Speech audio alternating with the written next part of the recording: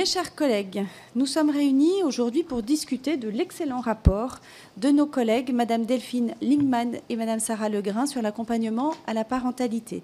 Je tiens à saluer la très grande qualité de votre rapport, l'ambition des propositions que vous formulez. Vous avez mené non moins de 50 auditions, rencontré des chercheurs, des représentants de partenaires sociaux, des organisations féministes, des représentants de l'administration et des associations de parents. Votre rapport met en lumière de manière très claire que la parentalité ne relève pas uniquement de la sphère intime, elle constitue un enjeu majeur pour l'égalité entre les femmes et les hommes. J'en retiens 3 points essentiels. D'abord, la parentalité a un impact considérable sur les inégalités de revenus et de carrière. Elle en est même le principal facteur explicatif, bien devant les discriminations.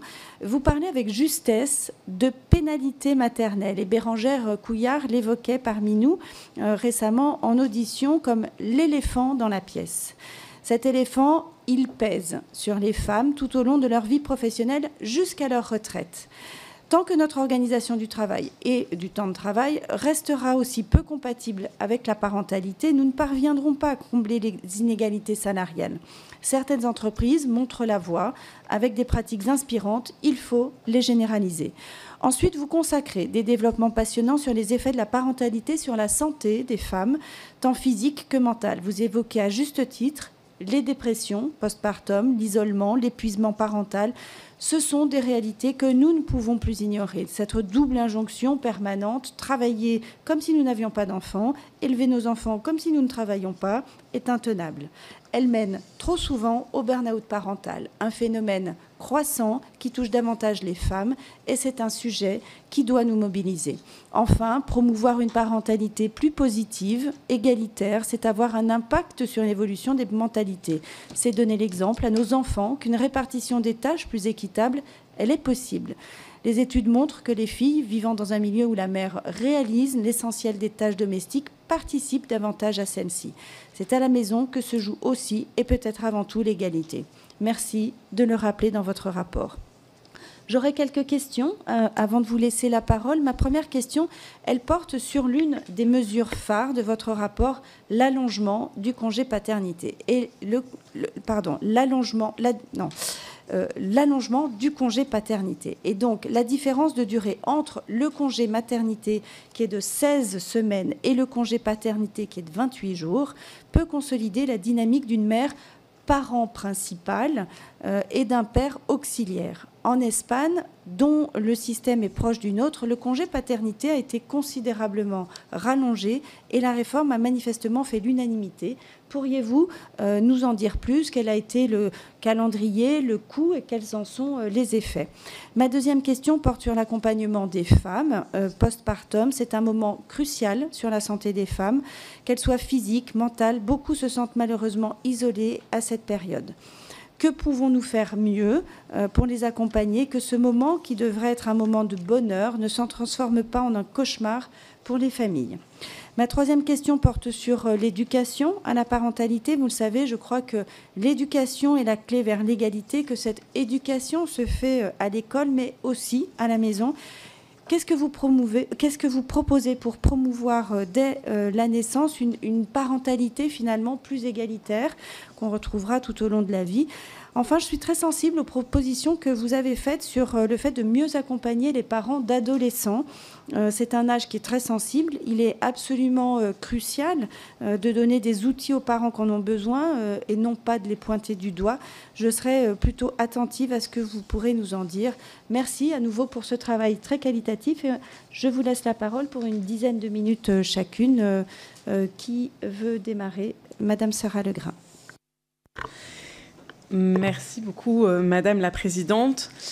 Chers collègues, donc nous avons l'honneur aujourd'hui de vous présenter nos travaux sur ces politiques d'accompagnement à la parentalité. Et d'abord, nous souhaitions vous remercier pour la confiance que vous nous avez faite et puis aussi remercier évidemment l'équipe administrative de la délégation aux droits des femmes, Jamaïna Lucero, Andrade et les 2 stagiaires, Célina Nobiron et Léna Torrent, qui ont fait un énorme travail. Et puis aussi avoir un mot de remerciement pour nos équipes parlementaires, Juliette Ravier et Hugo Torres pour Delphine Lingman et Delphine Coulet et Maïwenn Serioli de mon côté. Voilà, les remerciements sont souvent à la fin. Quand on les met au début, tout le monde les entend mieux.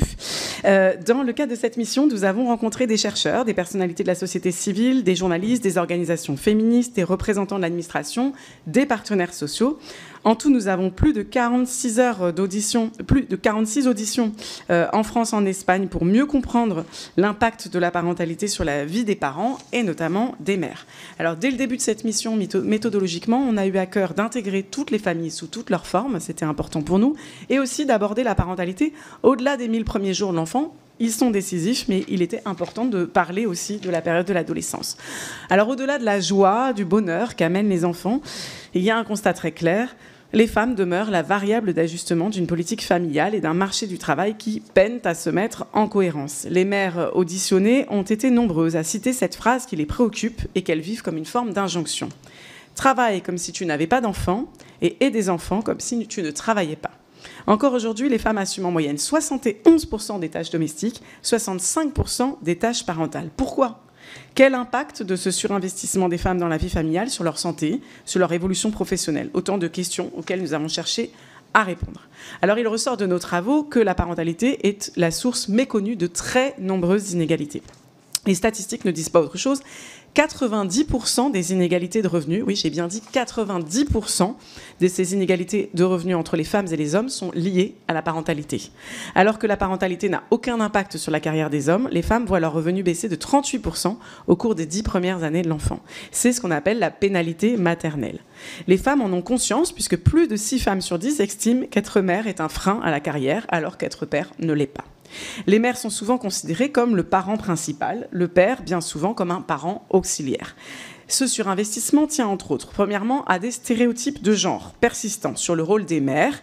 Selon une étude de l'Adresse, environ 60% des Français estiment encore que les mères savent mieux répondre aux besoins et aux attentes des enfants que les pères. Cela tient aussi à un système d'accueil du jeune enfant, je parle là à la fois des congés et des modes d'accueil, qui est peu performant, auquel les femmes se retrouvent bien souvent contraintes de pallier. Un parent sur 5 est contraint de garder lui-même son enfant, devinez quel parent, faute de solution de garde, 94% des congés parentaux sont bien pris par les mères. Pour tenir la cadence de cette double journée, les femmes sont souvent contraintes de faire des sacrifices, notamment sur leur évolution professionnelle. Réduction d'activité choisie, temps partiel parfois subi, congé parental, et ce sont cette fameuse pénalité parentale. Nous avons reçu la semaine dernière, vous le savez, Bérangère Couillard, présidente du HCE, qui nous disait, au milieu de la délégation aux droits des femmes, la parentalité, c'est l'éléphant dans la pièce. Donc c'est ce dont on va parler de cet éléphant que nous avons voulu traiter aujourd'hui. On ne peut pas parler d'égalité au travail et faire l'impasse sur la parentalité. Pour le dire plus simplement, les femmes sont une sorte de variable d'ajustement d'une politique familiale et d'un marché du travail qui peinent à se mettre en cohérence. En l'état actuel, la parentalité s'apparente à un verrou à l'égalité. Une fois ce constat posé, que peut-on faire ?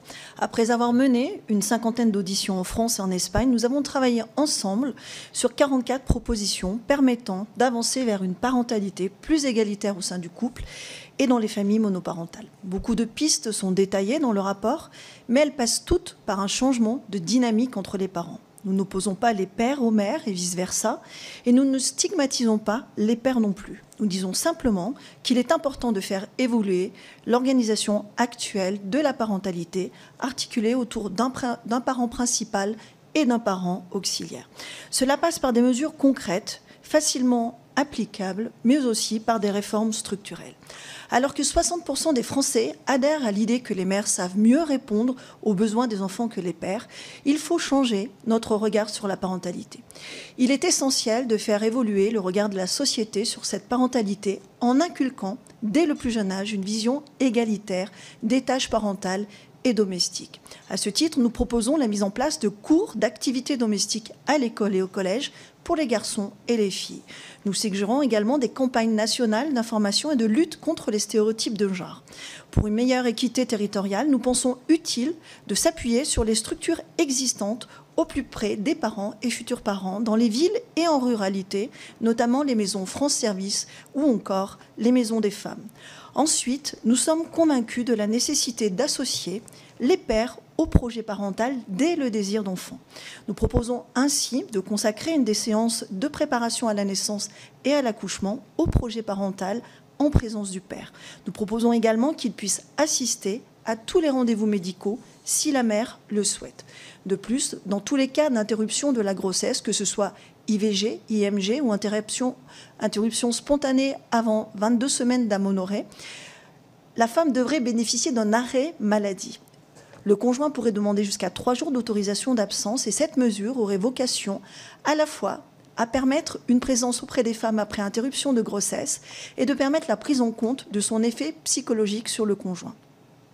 La santé des mères doit aussi faire l'objet d'une attention particulière. Le suivi post-partum doit être adapté à leurs besoins. Nous proposons entre autres de renforcer la formation des praticiens sur la dépression post-partum qui touche 10 à 20% des mères dans les semaines suivant la naissance de l'enfant, ou encore de prévoir une consultation facultative et remboursée à 100% avec un psychologue et à effectuer dans les 3 mois suivant la naissance.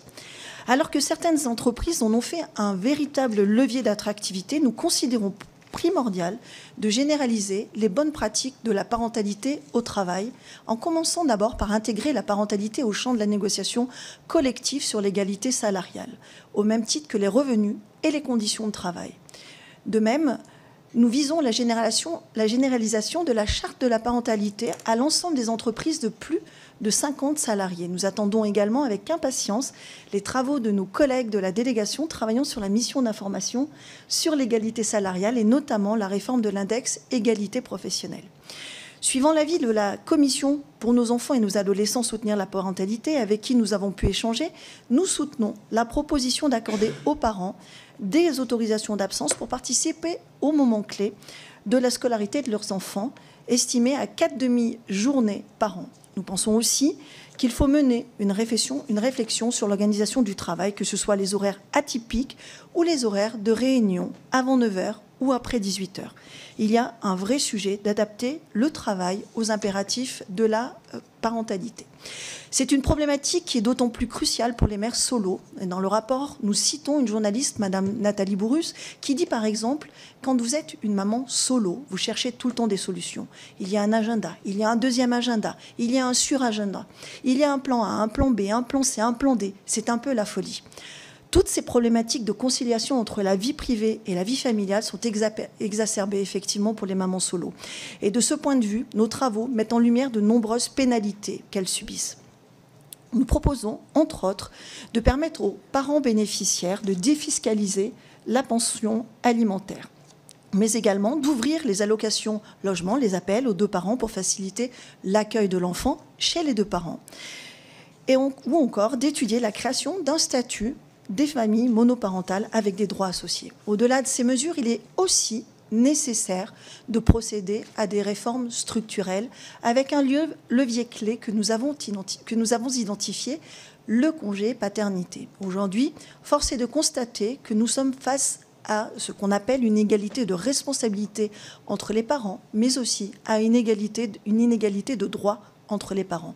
C'est donc à cette inégalité de départ qu'il faut s'attaquer. Et pour ce faire, nous proposons une réforme ambitieuse qui porterait progressivement le congé paternité à égalité avec le congé maternité. Et c'est donc avec cette intuition que nous sommes rendus en Espagne il y a quelques semaines. Là-bas, entre 2019 et 2021, le congé paternité a progressivement été porté à 16 semaines, c'est-à-dire à égalité avec le congé maternité.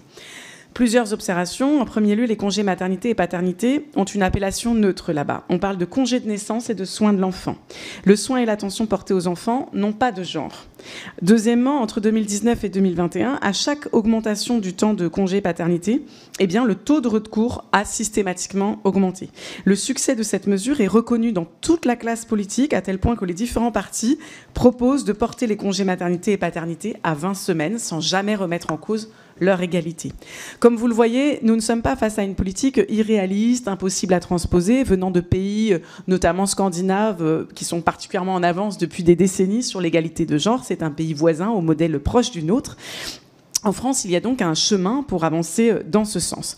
Nous avons rencontré des entreprises, des collectivités territoriales qui ont bien identifié cet enjeu et qui proposent déjà, en réalité, des congés paternité plus longs, voire égaux aux congés maternité. Il y a aussi des institutions telles que France Stratégie ou le Conseil d'analyse économique qui ont chacune suggéré d'allonger ce congé, notamment pour lutter contre les stéréotypes de genre. En s'inspirant du modèle espagnol, nous proposons donc que le congé paternité soit progressivement porté à 16 semaines, comme le congé maternité français. Alors sur ces 16 semaines, 8 seraient obligatoires dès maintenant, dès le début de l'application de la réforme. Sur ces 8 semaines obligatoires, 4 seraient prises à la naissance de l'enfant pour accueillir cet enfant avec la mère et pour la soutenir au cours du postpartum. Et puis 4 semaines seraient, elles, obligatoires à l'issue du congé maternité afin que le second parent puisse lui aussi passer du temps seul avec l'enfant. Nous savons que ces 4 semaines sont stratégiques parce qu'elles ont ce potentiel d'inverser la dynamique parent principal, parent auxiliaire. En passant une large portion de temps seul avec son enfant, eh bien, le père ou second parent ne sera plus cantonné au rôle de parent auxiliaire. Les 8 semaines supplémentaires de ce congé seraient, elles, facultatives et leur déploiement serait progressif sur plusieurs années, comme ça a été pratiqué en Espagne. Cette réforme du congé paternité aura d'autant plus de potentiel combiné à une réforme du congé parental, qui pourrait être ouvert seulement à épuisement des congés maternité et paternité. Dans cette hypothèse, le recours au congé parental serait donc plus tardif et facilité par une augmentation de la rémunération proposée. Il serait davantage pris par les pères, d'abord parce qu'il y aurait eu donc le congé paternité avant, et ensuite parce qu'il serait mieux rémunéré. C'est pourquoi on préconise, concernant le congé parental, de réformer ce congé en ayant 2 fils rouges, l'amélioration de l'attractivité financière et d'éviter de le raccourcir, ce qui peut pénaliser certaines familles. Il serait de fait raccourci de fait par l'allongement du congé paternité, si tout le monde a bien suivi.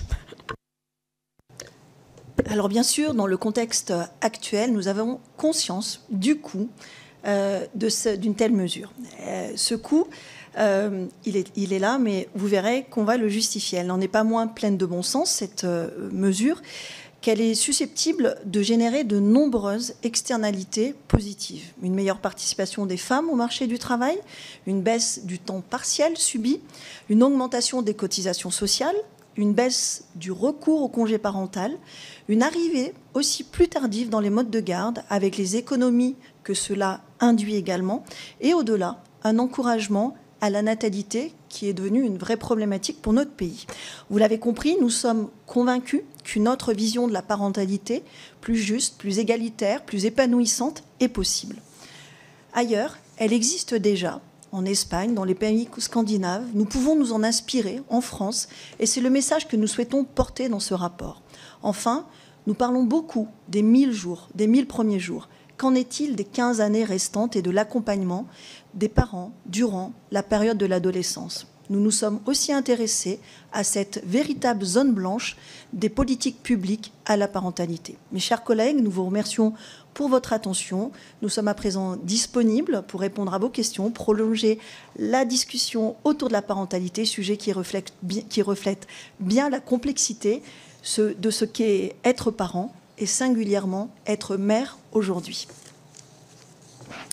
Merci à toutes les deux. Ravie de démarrer nos échanges avec les orateurs, oratrices de groupe pour le groupe EPR, donc Ensemble pour la République. Julie Delpech.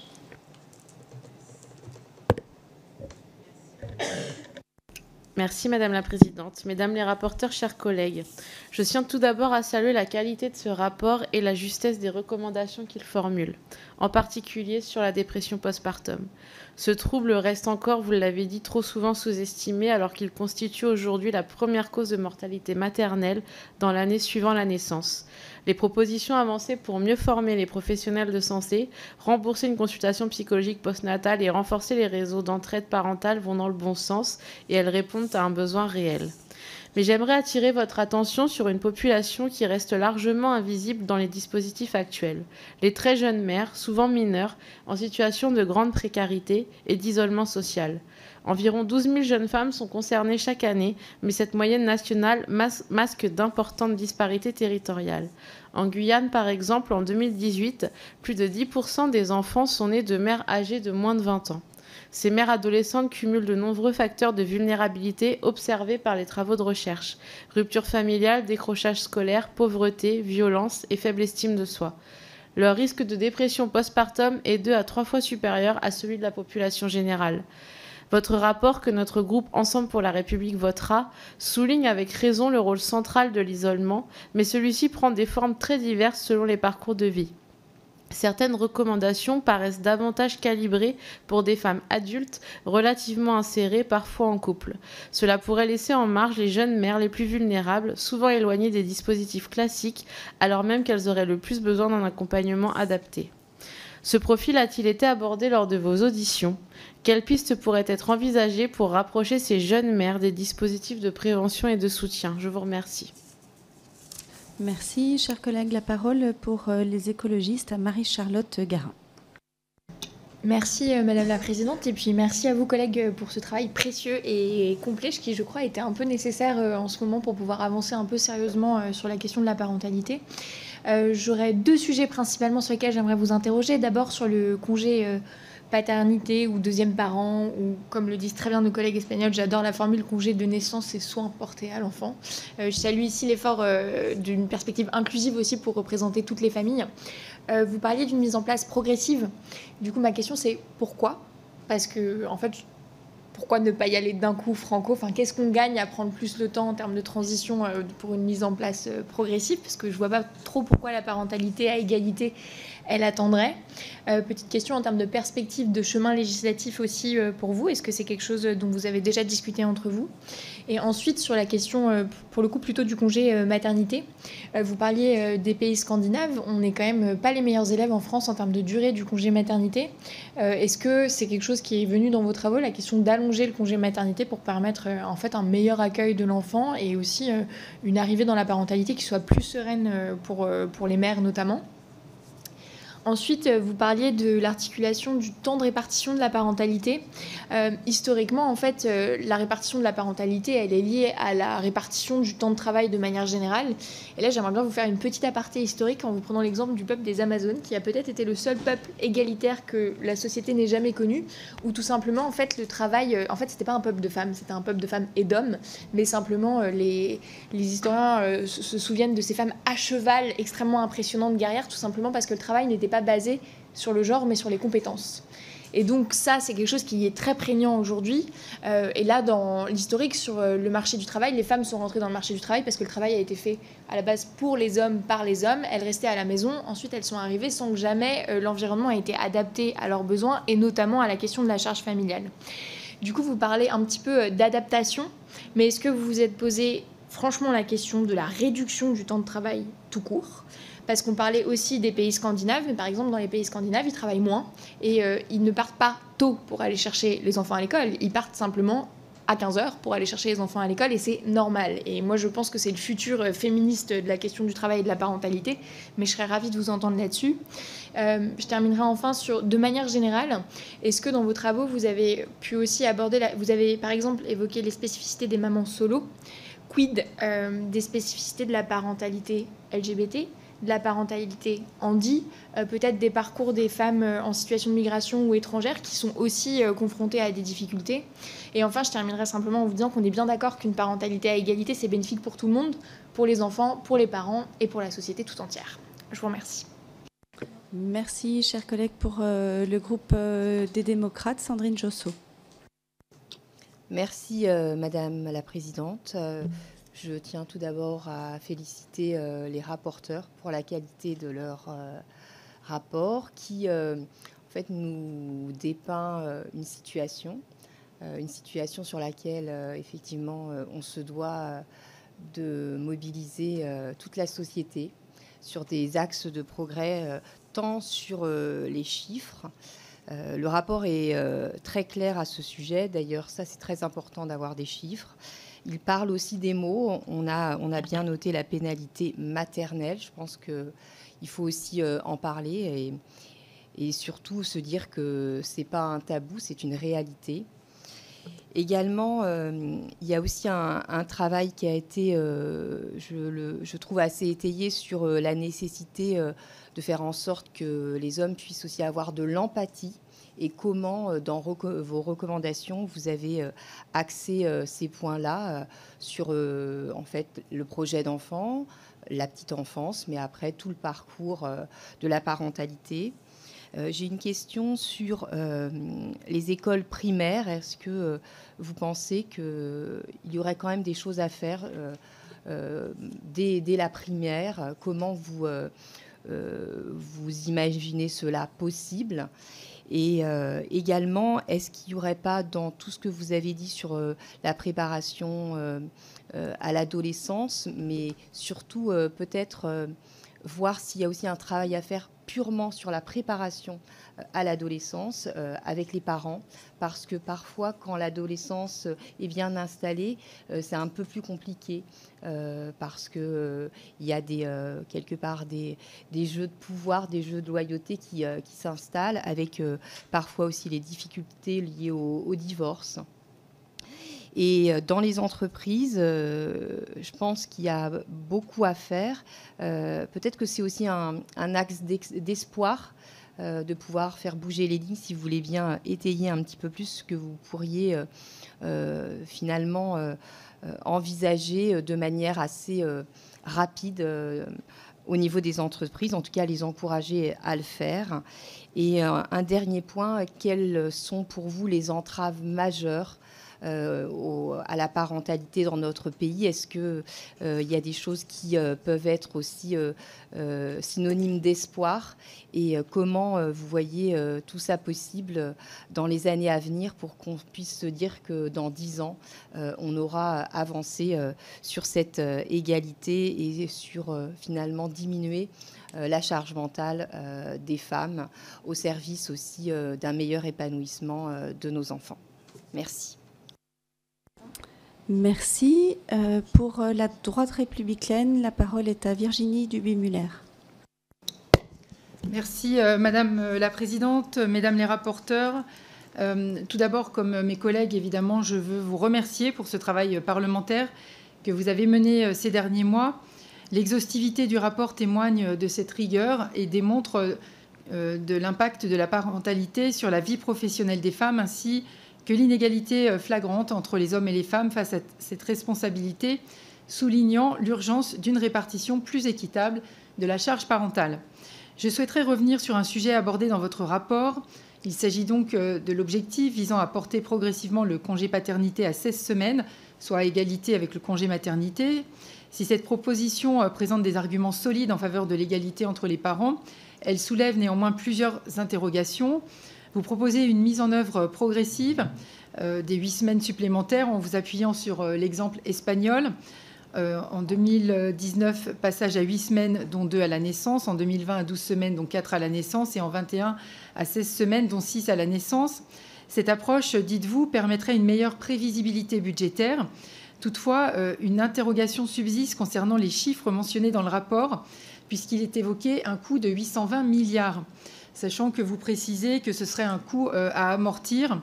Donc, est-ce que vous pouvez nous en dire plus sur l'évaluation de ce montant, d'autant que nous sommes dans un contexte budgétaire particulièrement contraint et que cette mesure, évidemment, même si elle est intéressante, mérite d'être examinée avec attention. Par ailleurs, comment cette proposition est perçue par les organisations patronales? On peut imaginer que dans les petites entreprises, notamment les TPE et les PME, elle pourrait entraîner des difficultés significatives. Enfin, une dernière question concerne l'efficacité même du dispositif. Vous notez que malgré les réformes précédentes, le congé parental est encore très majoritairement pris par les mères.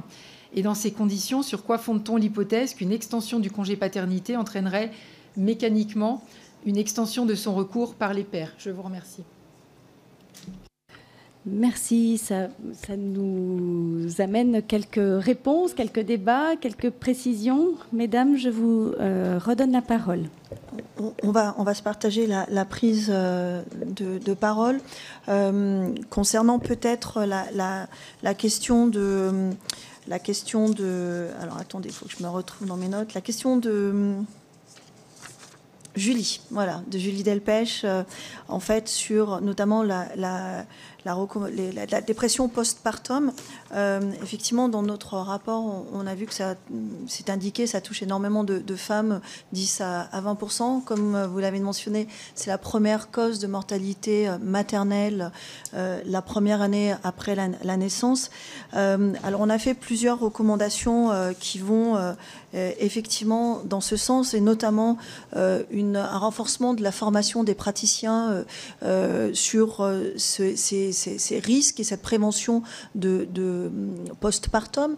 Nous avons également préconisé la mise en place d'une consultation avec un psychologue facultative, mais remboursée à 100% dans les 3 mois suivant la naissance, afin de faire de la prévention. Et puis surtout, et je rejoins un petit peu votre deuxième question sur cette population invisible que sont les 12 000 jeunes mamans. En fait, le principal écueil auquel elles se heurtent, difficulté, c'est l'isolement après la naissance.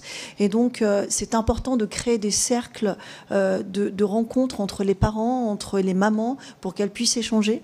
Et donc, nous avons proposé à la naissance la mise en relation de mamans sur des territoires bien donnés. Et je pense aussi qu'il faut s'appuyer sur les structures. Nous pensons avec Sarah qu'il faut s'appuyer sur les structures au plus près des territoires, de tous les territoires, que ce soit urbains ou ruraux, pour aller informer les jeunes parents, ces mamans isolées aussi, de leurs droits et de toutes les politiques d'accompagnement existantes. Alors là, on parle des maisons des femmes, mais aussi des maisons France Service, et puis également des PMI, sachant que sur les PMI, on préconise aussi de revoir un petit peu leur organisation territoriale, ou en tout cas leur fonctionnement pour une meilleure harmonisation au niveau de tout le territoire français. Voilà. Peut-être pour répondre à Marie-Charlotte Garin à toutes ces questions. D'abord, la question qui a été aussi soulevée ensuite sur la progressivité, la montée en charge progressive. D'abord, il y a une question en fait de prévisibilité des finances publiques et en fait d'adaptation des systèmes, parce que on a aussi rencontré toutes les administrations qui nous disent qu'à chaque évolution, évidemment, d'un congé, en fait, il faut absolument adapter tous les systèmes informatiques, tout ça. Donc, c'est aussi pour éviter que ça plante, tout simplement, pour qu'il puisse y avoir une prévisibilité des comptes publics. Après, on ne se prononce pas sur la progressivité, et ça aussi, ce serait justement soit au choix du gouvernement, soit de la représentation nationale sur est-ce que c'est une progressivité finalement sur 3 années qui n'est pas donc vraiment retardée l'égalité, mais qui est plutôt sa mise en œuvre, ou est-ce qu'il faut attendre un peu plus en tout cas, c'est important aussi pour pouvoir adapter au taux de recours, parce qu'en fait, à chaque fois que vous augmentez, le taux de recours augmente, et donc aussi, il faut adapter la montée en charge financière dans les budgets suivants. Voilà. Donc, c'est des difficultés opérationnelles. En tout cas, le but n'est pas de dire l'égalité attendra, mais plutôt de dire que ça peut se mettre en place. Ce qui est important pour nous, c'est de commencer par la part obligatoire. Et là, je rejoins aussi la question qui nous a été posée sur le taux de recours. Ce qui est très clair, c'est que le congé paternité, à chaque fois qu'il est allongé, il est davantage pris, mais notamment, ce qui va faire encore la différence entre les pères, ceux qui sont dans des PME, TPE, ou qui sont dans des contrats précaires, ou dans des contrats qui sont indépendants, ou qui sont au contraire en CDI, c'est la part obligatoire, c'est-à-dire que, évidemment, la part facultative, elle est moins prise quand il faut aller négocier avec l'employeur, quand vous êtes indépendant, etc. Quelque part, indépendant, c'est encore autre chose, mais quand vous êtes en CDT, etc., quelque part, augmenter la part obligatoire, c'est assumer de dire, en fait, c'est une garantie que doivent pouvoir donner les entreprises. J'en profite du coup juste pour répondre sur cette question-là, les difficultés que ça peut poser pour les TPE-PME. Mais recruter des femmes aujourd'hui pose des difficultés pour les TPE-PME qu'on peut aider de plein d'autres façons. Et ce qui se passe, c'est qu'elles se disent plutôt un homme du coup. Et nous, ce qu'on veut, c'est qu'elles se disent face à des jeunes, à des personnes qui sont en âge d'avoir des enfants, et bien que hommes et femmes ce soit pareil, il y a un risque parental, et qu'il faut accompagner ces entreprises pour le prendre en charge, mais c'est plus tolérable dans notre société que les réflexes des entreprises soient de dire par sécurité, je vais prendre un homme parce que lui ne s'arrêtera pas. Parce que d'ailleurs, ce n'est pas forcément le choix de cet homme, parce qu'on souhaite une société où les hommes aient le droit aussi de s'occuper de leurs enfants. Donc c'était aussi pour répondre à cet objectif d'égalité. Il y avait d'autres questions de Madame Garin. La question des familles LGBT. Donc, on a rencontré leur association, l'APGL, qui est l'association des parents gays et lesbiens, qui nous ont donné un certain nombre d'éléments sur les difficultés encore, mais qui n'ont pas tant que ça insisté sur les difficultés à l'adoption et au recours à la PMA, même s'il en reste encore. Par contre, ils nous ont souligné un aspect qui est du coup dans notre rapport, qui est la difficulté de prendre en compte leur rôle de parents avant l'adoption, c'est-à-dire avant la naissance d'un enfant. Et c'est pour ça qu'on a insisté sur le fait qu'il était important de reconnaître la parentalité dès le projet parental, que ce soit un projet de PMA, un projet d'adoption. Et en fait, quand on dit ça, ça concerne en fait notamment ces familles-là, parce qu'il y a une focalisation trop forte sur la question de la grossesse et même de la naissance, qui fait qu'on oublie pour les femmes la période de la grossesse, et pour en fait l'ensemble des autres parents, on oublie aussi que la parentalité commence à ce moment-là. Par exemple, quand vous avez besoin tout simplement concrètement d'avoir des arrêts de travail parce que vous êtes dans une procédure d'adoption et que ça suppose en fait à certains moments, il faut que ces autorisations d'absence elles soient possibles. Donc on le mentionne dans le rapport. Vous aviez une question sur le congé maternité. Volontairement sur la question de la longueur du congé maternité, ce n'est pas quelque chose qui est beaucoup revenu dans nos auditions, y compris de la part des associations féministes, etc. Ce qui est revenu, c'est plutôt le fait que même si on pense que c'est cotisé, que c'est rémunéré à taux plein, les cotisations retraite, elles n'existent pas pendant le congé maternité. Donc ça pourrait permettre d'aller plus loin. C'est de se dire congé paternité et maternité doivent être davantage prises en compte dans les retraites. Et la longueur, on sait qu'elle pose un problème, l'allongement du congé maternité, parce que ça ne doit en aucun cas être une façon de pallier aux difficultés de notre système d'accueil du jeune enfant. Et ça doit être en aucun cas une façon d'éloigner davantage les mères du monde du travail. Donc nous, on fait le pari qu'avec notre réforme du congé paternité, vous avez 6 mois garantis pour l'enfant avec ses parents, si les 2 parents le prennent. Et on sait que ces 6 mois-là, ils sont importants. Et au-delà de 6 mois, peut se poser la question, soit d'un congé parental pour prolonger la présence auprès des parents, soit, si c'est le choix des familles, plutôt d'un mode d'accueil, en veillant à ce qu'il y ait ces modes d'accueil. Concernant juste la réduction du temps de travail, vous n'êtes pas sans savoir, chers collègues, qu'il n'y a pas de consensus sur ce sujet. Et en revanche, ce qui est intéressant, c'est que cette question de la durée, en tout cas des horaires de travail, ça c'est beaucoup revenu, et que évidemment en Espagne, où ils sont engagés dans des réformes au cours, ils ont tout de suite eux fait le lien. Enfin, on a eu plusieurs interlocuteurs qui nous ont mentionné le fait qu'ils étaient aussi en train de réfléchir à une réduction du temps de travail chez eux, comme une mesure aussi féministe et favorable à une parentalité égalitaire. Ils l'ont souligné, mais vous savez bien que c'est des sujets qui peuvent nous diviser ici et qu'on a tenu à avoir que des recommandations transpartisane, je le précise. Donc toutes nos recommandations sont au consensus entre nous et nous n'en avons fait chacune aucune supplémentaire qui serait de nature à diviser la force de notre rapport. Alors, je reviendrai juste sur la mise en œuvre progressive du congé paternité. Il y a effectivement des aspects budgétaires et aussi, à notre sens, la nécessité d'évaluer nos politiques publiques parce qu'on ne le fait pas assez. Et je pense que c'est important d'avoir une évaluation de ces politiques publiques avant d'aller plus loin. Sur les véhicules législatifs dont vous avez parlé, et comme ma co-rapporteure l'a mentionné, nous sommes dans une démarche transpartisane évidemment, et nous allons porter des propositions de loi reprenant des recommandations de ce rapport. Nous allons également nous servir du véhicule législatif qui est le projet de loi de financement de la sécurité sociale à l'automne, et nous allons évidemment prendre la tâche du cabinet de Madame Panosian-Bouvet et puis de Catherine Vautrin, d'Aurore Berger, pour leur présenter nos recommandations. Et effectivement, le but, c'est que dans un sens comme dans l'autre, que ce soit le gouvernement, que ce soit nous qui portions ces sujets, qu'ils avancent et que nous trouvions un point d'atterrissage rapide. Je reviendrai peut-être sur la question sur les adolescents qui a été posée, je crois, par Sandrine Josso. En fait, nous avons effectivement identifié 2 problématiques pour les parents d'adolescents. Premièrement, c'est le décrochage scolaire. Et puis la deuxième problématique, c'est également la santé mentale, qui est un vrai enjeu pour notre jeunesse. Et à ce titre, nous avons fait plusieurs recommandations pour pouvoir mieux accompagner les parents d'adolescents, parce que, je l'ai dit et je le répète, c'est une véritable zone blanche dans nos politiques publiques d'accompagnement à la parentalité. Donc il est temps qu'on s'en saisisse. Donc nous avons recommandé notamment d'élargir les lieux d'accueil parents-enfants aux adolescents, de renforcer l'offre en pédopsychiatrie, c'est-à-dire qu'on sait qu'aujourd'hui les internes ne choisissent plus la psychiatrie parce qu'il y a un manque d'attractivité. Donc il faut qu'on arrive à trouver les moteurs d'attractivité pour les internes, pour qu'ils choisissent cette spécialité qui est essentielle pour l'accompagnement non seulement des adolescents, mais de manière générale, et nous avons également identifié un autre volet, c'est que les parents travaillent avec la médecine scolaire.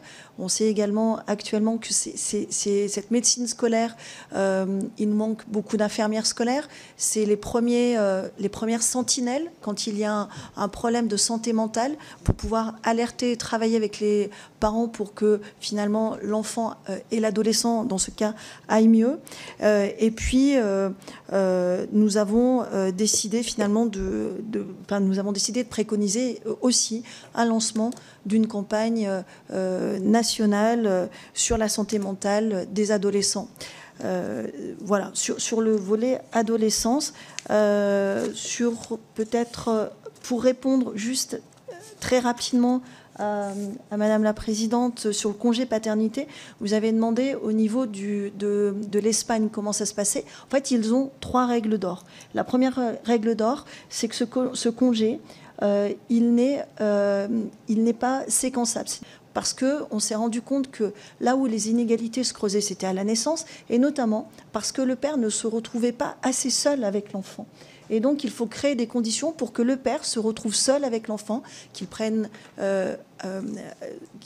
ait les moyens de se retrouver seul. Et pour l'instant, il n'a pas les moyens, vu la politique d'accompagnement à la parentalité qu'on a. Et donc, d'où la volonté, finalement, de permettre au papa de jouer pleinement le rôle de papa et de s'imprégner de tout, de faire un véritable apprentissage de la parentalité grâce à une égalité entre le congé maternité et le congé paternité. J'enchaîne aussi sur cette question d'éducation à la parentalité qui, je crois, a été mentionnée à la fois par Madame la Présidente et par Madame la députée Josso. En fait, il y a plusieurs âges de la vie. C'est la question globale de la lutte contre les stéréotypes, parce que les enfants, on ne va pas les éduquer à la parentalité parce que ce qu'on leur demande, c'est d'être des enfants. En revanche, on leur apprend l'égalité et ce que l'on souhaite, c'est évidemment, vous avez connaissance du programme EVARS et de la nécessité de sa mise en œuvre, qui sera un des leviers de lutte contre les stéréotypes de genre. Mais nous, on a assumé, et je le dis d'autant plus... Voilà, je vais insister parce que c'est une mesure qui peut être vue un peu comme un peu à l'ancienne, quoi. On va mettre des cours d'éducation aux tâches domestiques. En réalité, de se dire, en fait, dans notre société, ces tâches domestiques, elles sont dévalorisées. La cuisine, l'entretien, le ménage, mais même aussi le bricolage, etc. Mais surtout, ces tâches féminisées sont dévalorisées. Et on considère plus ou moins qu'elles sont innées. Alors ça signifie quoi de considérer qu'elles sont innées? Qu'elles vont revenir aux femmes. Soit dans les familles modestes qui n'ont pas les moyens, c'est la mère. Dans les familles où on a un peu plus les moyens, on va recruter une femme pour le faire. Comme si c'était finalement une qualité féminine. De les valoriser à l'école en disant c'est des compétences. Tout le monde ne sait pas faire la cuisine. Moi-même, je suis très mauvaise cuisinière, par exemple. Non, mais voilà. Et donc, en fait, d'apprendre à l'école. Et dans les pays scandinaves, on nous a expliqué justement qu'ils faisaient des cours où tous les enfants se mettent à apprendre à faire des lasagnes ensemble. Et en fait, du coup, à la fois, ils utilisent la cuisine, ils nettoient la cuisine, ils ont été faire les courses avant, etc. Et évidemment, tout ça à égalité de genre. C'est une façon de dire que ce sont des compétences qui s'acquièrent. Si ce n'est pas dans la sphère familiale que c'est transmis, ou que malheureusement, on a pu le constater dans notre rapport, quand c'est transmis dans la sphère familiale, c'est en reproduisant les inégalités de genre, l'école, elle y remédie. Donc ça, c'est à l'échelle de l'école. Et vas-y. Si je peux juste compléter, ces cours existaient il y a quelques années. Moi, j'en ai fait. C'est-à-dire que dans les cours de technologie, pour les députés qui ont un peu le même âge que moi, dans les cours de technologie, en fait, les filles réparaient des petites radios et les garçons cuisinaient.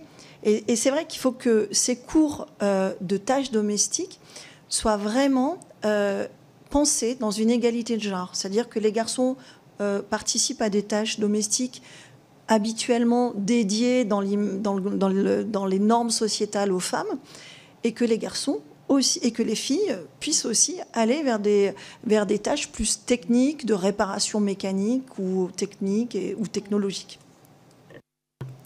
Et j'ajoute, ce ne sera pas sans déplaire aux collègues qui ont une perspective écologiste, c'est qu'effectivement, quand on apprend à la réparation et le bricolage à la maison, c'est parfois recourir moins au consumérisme. Voilà. Non, mais c'est vrai, on sait que réparer les objets, ça fait qu'on les rachète moins. Bon. Et c'est une forme d'autonomie. Et l'autonomie, c'est ce qu'on souhaite pour les enfants, mais aussi ce qu'on souhaite pour les adultes. Alors évidemment, cet apprentissage de la parentalité, il se fait aussi pour les futurs parents. Et donc, j'insiste sur le fait qu'on a bien prévu le fait qu'aujourd'hui, les séances...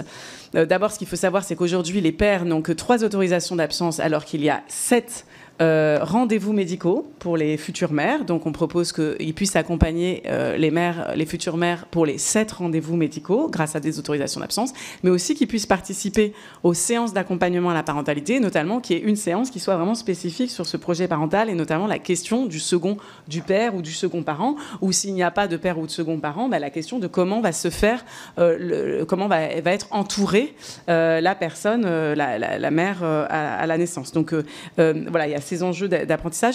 Juste sur le postpartum, parce qu'on ne l'a pas mentionné, je pense que c'est important, on propose aussi d'étendre le congé aidant au conjoint ou à la conjointe d'une mère en dépression postpartum. Alors, ça ne concerne pas forcément tout le monde, mais l'air de rien, c'est vrai que c'est des moments où, en fait, ce qui se passe, ce qui est terrible, c'est qu'à la fois, vous avez la question de la dépression postpartum et vous avez un isolement lié au fait que l'autre personne est au travail. Et donc, ce congé aidant serait utile. Enfin, je ne vais pas esquiver la question du coût de Madame Duby-Muller. On comptait bien sur vous pour nous la poser. Alors, merci de l'avoir posé. D'abord, ça nous permet de dire que les 820 milliards, c'est évidemment une coquille et qu'il s'agit de 820 millions. Hein. Donc, effectivement, du coup, ça nous a permis de la repérer. Il y a un autre endroit où il y a marqué les millions, mais je pense que c'est une... Voilà.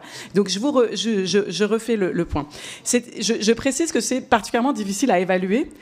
Toutes les administrations nous l'ont dit. Donc, en fait, toutes nos estimations sont vraiment à la hausse. C'est-à-dire que nous, par exemple, quand on estime, on ne peut pas estimer, par exemple, malheureusement, si la natalité continue de baisser, on ne peut pas estimer les effets, les externalités positives dont a parlé ma collègue, c'est-à-dire le recours le fait que les mères soient davantage en emploi, donc qu'il y ait davantage de cotisations sociales. Enfin, vous connaissez ce fonctionnement. Mais ce qui est sûr, c'est qu'aujourd'hui, des estimations qu'on a eues, le congé de paternité, il est à 663 millions, tout régime confondu. Donc, le congé 8 semaines... ce serait chiffré à 1,4 milliard, mais du coup, si on enlève les 663 millions déjà existants, ça nous fait 820 millions pour porter à 8 semaines obligatoires. Et c'est déjà un levier énorme. Et ensuite, effectivement, quand vous portez à 16 semaines, mais il y a la question du recours, hein, on ne sait pas combien des pères prendront les 16 semaines, parce que les 8 suivantes, elles sont facultatives, même si évidemment, nous, on souhaite qu'ils les prennent, mais on sait bien que ce n'est pas tout à fait le même coût. Et donc, au max, on arrive à 2,3 milliards. C'est un grand maximum, et je vous invite à réfléchir au fait que si ce congé paternité est pris dans son ensemble, c'était un peu ce que vous dessiniez comme raisonnement, s'il est pris dans son ensemble, le congé parental, sans qu'on ait besoin de le diminuer, en disant aux gens, on diminue votre congé parental, il est diminué de fait, parce que c'est au 6e, nous on décide que le congé parental ne peut pas être pris si le congé paternité n'a pas été pris, parce que c'est une façon de dire, d'abord on épuise tous les droits existants égalitaires, et puis après, on laisse le choix du congé parental. Donc, de fait, sans le raccourcir drastiquement, en réalité, on le décale.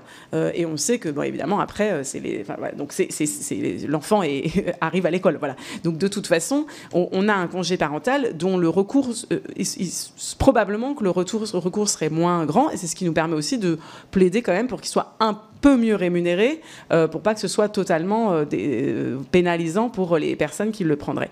Et vous évoquiez les mesures. Je tiens à dire qu'à chaque fois qu'il y a eu une réforme du congé parental pour le rendre plus égalitaire, la dernière fois, ça n'a pas fonctionné en 2015. Les hommes ne l'ont pas plus pris. Alors qu'à chaque fois qu'il y a eu une réforme du congé paternité qui a été allongé, de fait, il y a eu un plus grand recours et il y a eu une plus grande participation des hommes à la sphère parentale et domestique. Donc, nous, on pense que c'est vraiment le levier de départ et que, d'ailleurs, en ce moment, on entend beaucoup parler de congé parental et ce serait bien de commencer par la question du congé paternité parce que ça peut débloquer plein de choses derrière. Je vais enchaîner sur la parentalité au travail, parce que c'est une question qui a été posée. Et c'est vrai que le monde du travail n'a pas toujours été et ne s'adapte pas spécialement à l'arrivée de l'enfant dans un couple. Et les femmes sont les premières pénalisées, on l'a vu. Cette parentalité en entreprise, par contre, il y a certaines entreprises qui sont très, très vertueuses et qui en ont fait un véritable levier d'attractivité à travers notamment des dispositifs qui sont contenus dans le RSE. Nous proposons plusieurs recommandations pour aller droit au but, notamment généraliser la signature de la charte de la parentalité à toutes les entreprises de plus de 50 salariés pour qu'elles puissent finalement prendre en compte cet impératif de penser la parentalité pour leurs salariés qui soient parents, coparents, et c'est important. La deuxième chose, c'est une modification du Code du travail pour permettre d'insérer la parentalité justement dans les objectifs d'égalité professionnelle et salariale. Et puis, d'autres choses, voilà, intégrées dans le cadre de la réforme sur l'index, effectivement, égalité professionnelle, aussi intégrer les critères sur la parentalité, qui, pour nous semble important. Et puis, autre chose, on s'aperçoit que ce soit à l'école, le premier numéro que les établissements scolaires ont, de l'école élémentaire jusqu'au lycée, c'est celui de la maman. Voilà. Donc nous avons préconisé finalement que nous puissions mettre en œuvre des autorisations d'absence équivalentes pour le papa et la maman par an. C'est-à-dire qu'il y aurait un quota pour enfants et notamment pour participer aux réunions parents-professeurs, pour les députés ici présents qui sont déjà parents, pardon, mais mis à part un homme dont je salue toujours la présence, nous avons des femmes aujourd'hui, encore une fois. Et ben c'est souvent aux réunions parents-professeurs, on voit que des mamans aussi. Donc les papas devront jouer, pourront, parce que pour l'instant ils peuvent peut-être pas tous, pourront jouer leur rôle de papa à part entière grâce à ces autorisations d'absence qui seront équivalentes entre les pères et les mères. Ça c'est important. Et puis la dernière chose, c'est les horaires. Aujourd'hui, on a des réunions qui commencent parfois avant 9h, qui sont programmées parfois après 17h. Et ben, nous souhaitons attirer l'attention sur les entreprises, finalement, sur ces réunions à horaires décalés, tout comme certains, finalement, secteurs d'activité. Et ça touche souvent les mamans solo, hein, dans les sociétés de nettoyage. Elles commencent très tôt. Et le problème, c'est que ces horaires décalés ne vont pas dans le sens d'un partage de la parentalité égalitaire entre les femmes et les hommes. Donc, nous n'avons pas laissé le champ de l'entreprise en dehors de notre rapport parce qu'il est même central. Un rebond. Sandrine Josso. Oui, merci Madame la Présidente. Mesdames les rapporteurs, j'avais une question en fait en vous écoutant sur quelque part la parentalité en souffrance et le développement des violences dans notre société. Est-ce que c'est quelque chose que vous avez abordé ? Il a été fléché malheureusement que bien souvent ce sont les petits garçons, les adolescents et puis les hommes qui en fait sont les auteurs de ces incivilités et de ces violences dans notre société. 96,3% de la population carcérale, eh bien, ce sont des hommes. Alors, sans stigmatiser, mais pour mieux accompagner, mieux prévenir, est-ce que vous avez des choses à nous dire à ce sujet ? Peut-être, enfin, c'est un sujet passionnant, mais je pense que justement, on a un peu fait le choix. On a croisé parfois les questions de violence quand on parlait de médiation familiale, etc. Et en fait, comme justement, souvent, on ne parle de parentalité, on ne se préoccupe de la parentalité que quand les enfants sont considérés comme déviants, il y a un problème de violence, où sont les parents, qu'ont-ils fait, ont-ils failli, etc. Nous, on a fait plutôt attention en se disant, bah voilà, on se réduit à notre champ, et notre champ, c'est l'accompagnement de tous les parents. Et on se rend compte que, par exemple, les politiques de soutien à la parentalité, parfois, très vite, elles deviennent ciblées vers des familles où on va un peu laisser entendre que c'est un peu la faute des parents s'il y a un problème de décrochage scolaire ou de violence, etc. Alors qu'on pense que c'est aussi lié à qu'est-ce qu'on met en place comme politique de jeunesse, autour de la jeunesse. Donc on a souligné ça, on a souligné la meilleure articulation nécessaire entre les politiques de jeunesse et les politiques d'accompagnement à la parentalité, aussi de se dire qu'on ne peut pas tout mettre dans le champ de la parentalité, qu'il y a beaucoup de choses qui relèvent de comment on prend soin de notre jeunesse, de comment on traite ces questions-là. Voilà. Et puis juste, je me permets la petite remarque de constater que quand il est question d'égalité dans la parentalité, on n'a aucun collègue d'extrême droite qui a jugé pertinent de se déplacer. Mais c'est pas grave, on se débrouille sans eux. rajoute juste une chose sur les mamans solo, parce que c'est important et c'est vrai que ça concerne une grande partie des 25% du modèle de famille actuel. Nous proposons, et ça avait été porté par une de nos collègues dans le cadre d'une proposition de loi, de défiscaliser le montant de la pension alimentaire, parce que pour l'instant, la pension alimentaire est toujours fiscalisée, donc nous proposons de la défiscaliser. Nous proposons aussi d'étudier la création d'un statut de la famille monoparentale avec des droits associés. Nous avons auditionné le maire d'une commune de la couronne parisienne qui, lui, a mis en place ce statut et qui nous semblait intéressant de généraliser à l'échelle nationale en prenant des choses, en faisant un petit peu attention à ce qu'on prend et aussi. Et puis la dernière mesure, et vous verrez, il y en a beaucoup sur les mamans, sur les familles monoparentales. La dernière mesure, c'est la possibilité offerte aux mères de transférer une partie de leur congé à une personne de confiance. Ça peut être quelqu'un de leur entourage, leur mère, etc.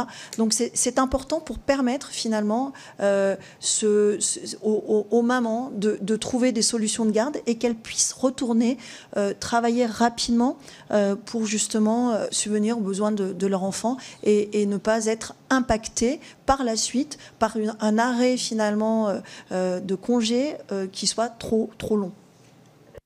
Je précise juste pour que ce soit très clair que c'est transféré pas de leur congé à elles, hein, elles auraient bien tout à fait droit à leur congé maternité, mais pour une mère qui serait isolée dès la naissance, ou qui serait, quand je dis isolée, ça peut être aussi parfois un choix, mais ça ne veut pas forcément dire qu'elle veut être seule au moment de l'accueil de l'enfant, voilà, ou que c'est possible, voilà. Et donc c'est l'idée que le congé dit de paternité ou d'accueil et de soins de l'enfant puisse être transférable à une personne de son choix. On sait que de fait c'est ce qui se passe de façon un peu informelle avec la sœur, la mère, la voisine, souvent des femmes qui viennent filer le coup de main, mais là de se dire, en fait, il faut que ça permette aussi à quelqu'un d'avoir ce droit au congé. Donc c'est juste pour être sûr que ce ne soit pas pris comme un raccourcissement du congé maternité des mères isolées. Voilà. Je pense qu'on arrive au bout. Merci, chers collègues, pour ces travaux. La façon dont vous nous en avez rendu compte, on voit bien que ça irrigue plusieurs politiques publiques. Hein. Vous avez insisté sur l'éducation, sur la question de la santé, évidemment sur le lien avec l'égalité pro que nos collègues sont en train de travailler. Et puis on a bien entendu votre appel, soit au moment du budget ou lors d'une proposition de loi. En tout cas, on sera à l'écoute de vos propositions. Je vous propose donc de soumettre au vote la publication de ce rapport, chers collègues, qui est donc favorable à la publication de ce rapport. Eh bien, c'est une belle unanimité. Voilà, ce rapport sera donc rendu public. Je vous remercie.